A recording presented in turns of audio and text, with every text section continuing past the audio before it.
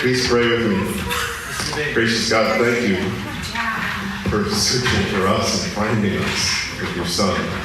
And help us to be people who search for good, who search for you, and are persistent until we find.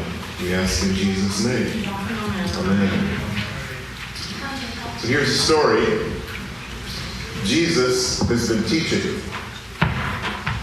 And he's been teaching his people, the Jews, and it's not been going very well because he's teaching them things that they don't either know or don't want to learn. And so earlier in the chapter of our gospel, he's teaching them about what clean and unclean is. And for the Jews, those are really big issues, clean and unclean. Hands and all ritual washing, all kinds of things, and also people. They were clean people, which is us, and unclean people, which is everybody else. He's been teaching this, and it's been difficult. He's been encouraging them to seek, and they've not been wanting to look for. And so he's needing a break, and he heads north.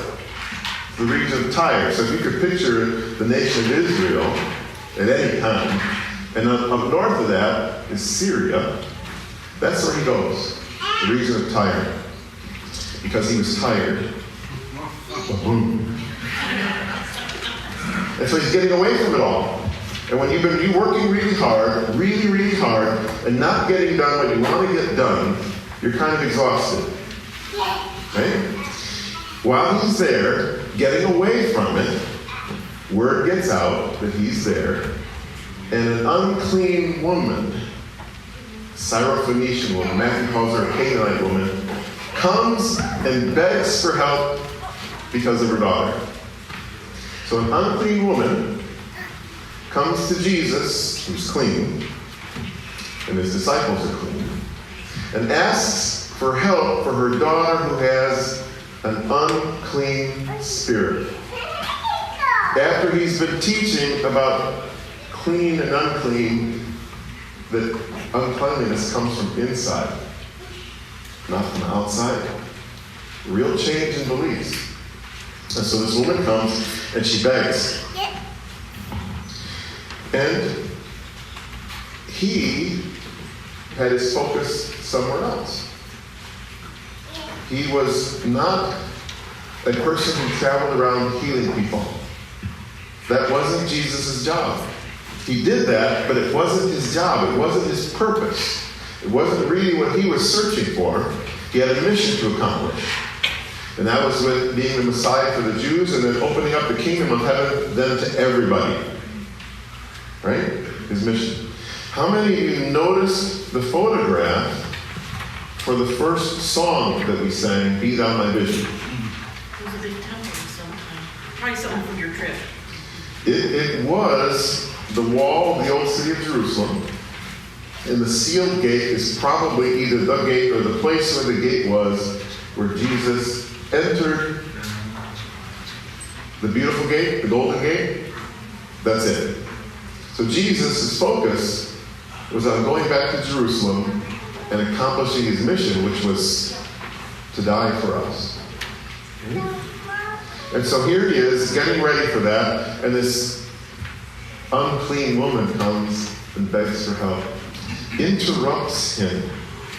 He's got mission on his mind, really important, good things. I mean, the most important and good thing. And she interrupts him. And she's persistent. Persistent. I won't ask you to speak out loud, but what are the things in this life that you're persistent about? The things that you will not be dissuaded from, that you will go after and go after and go after.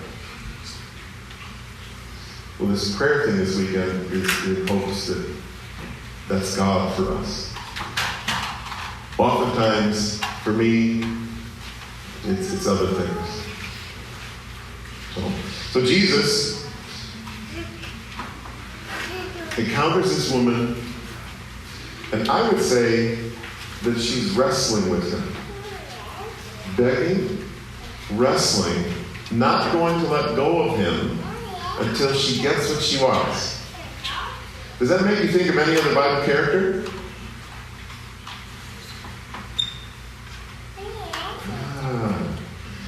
Lisa, you're probably beyond that now in your Old Testament stuff. But there was a person named Jacob, right?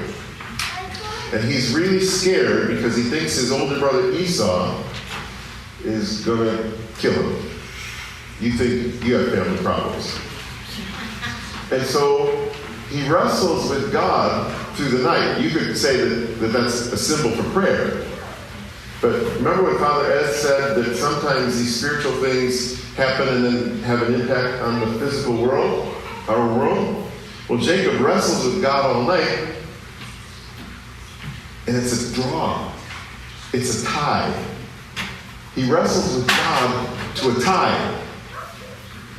And God needs to be let go of, so I don't know, so God can get back to God's business.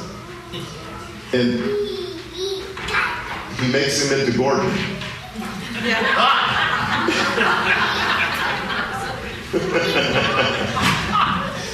He puts his hip out of joint, right?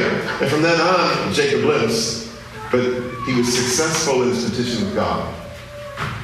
And this woman is wrestling with God like that. God, I will not let go of you until I have your blessing, your presence. That's not bad talk for prayer, is it? God, I'm not going to let go of you until I know. Until I'm connected like I need to be connected. Wrestling. Desperate.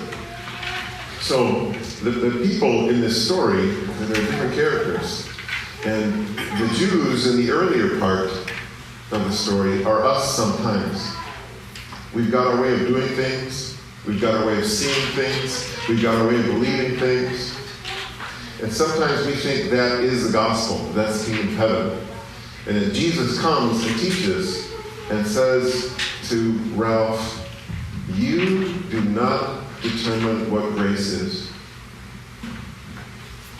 I determine what grace is. That's God speaking, not Ralph speaking. God determines what grace is. God determines what's clean and what isn't. I don't. And that's really hard, because the Jews were doing good things with this. They were keeping their religion pure, which is a good thing.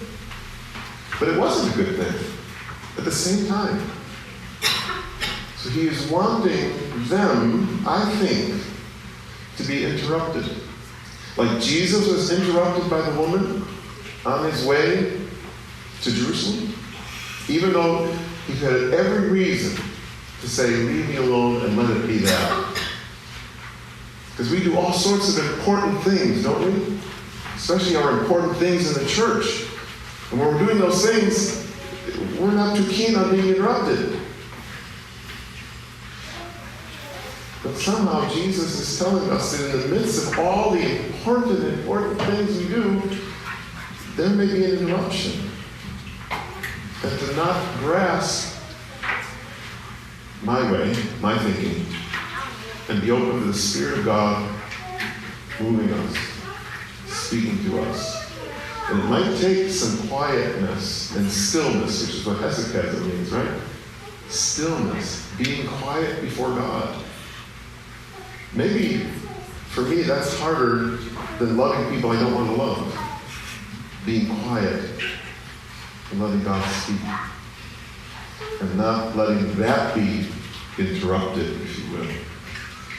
So, I want us to think about, one, searching for God, but not maybe desperate, but nothing else gets in the way. That I'm seeking for that more than anything else. My connection to God. And then the trick is, the more that's true, the more that we are open to God, we're open to each other, aren't we? We're open to hearing the needs of the other. We're open to hearing the hearts of the other.